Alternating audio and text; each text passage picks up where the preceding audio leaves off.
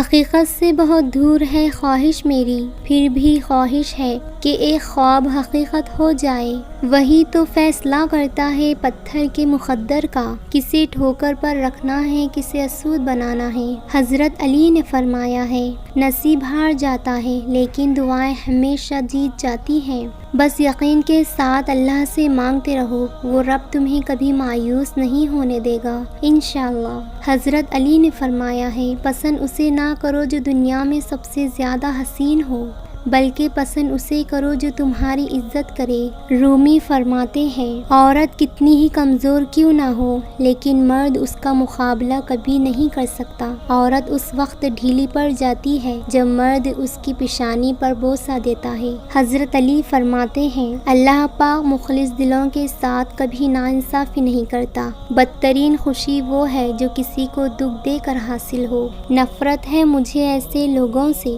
جو میرے سامنے اچھے ہونے کا دکھاوا کرتے ہیں۔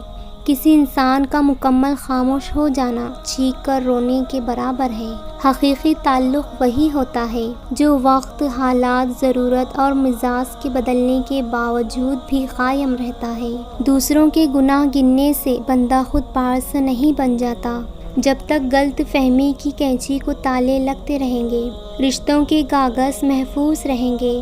بات ہمیشہ تمیز سے اور اعتراض ہمیشہ دل سے کیا کرو۔ اگر بات کے لیے تمیز نہیں اور اعتراض کے لیے دل نہیں تو پھر خاموش ہی رہا کرو۔ شعور جب بکتا ہے تو وہی جاہلیت سے کہیں زیادہ خطرناک ثابت ہوتا ہے۔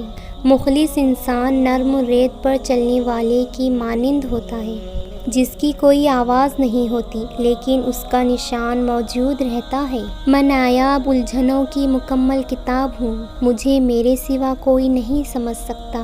میری غفلتوں کی بھی حد نہیں، تیری رحمتوں کی بھی حد نہیں۔ نہ میری خطا کا شمار ہے، نہ تیری عطا کا شمار ہے۔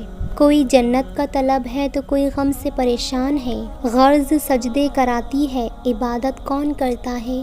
اور کافی ہے اللہ دوست، اور کافی ہے اللہ مددگار۔ بڑا کریم ہے وہ جس کا گنہگار ہوں میں۔ تکلیف کے لمحے گناہوں میں کمی کر دیتے ہیں، جب خدا سے بات کر لی جائے تو سوچ میں نہیں پڑا کرتے۔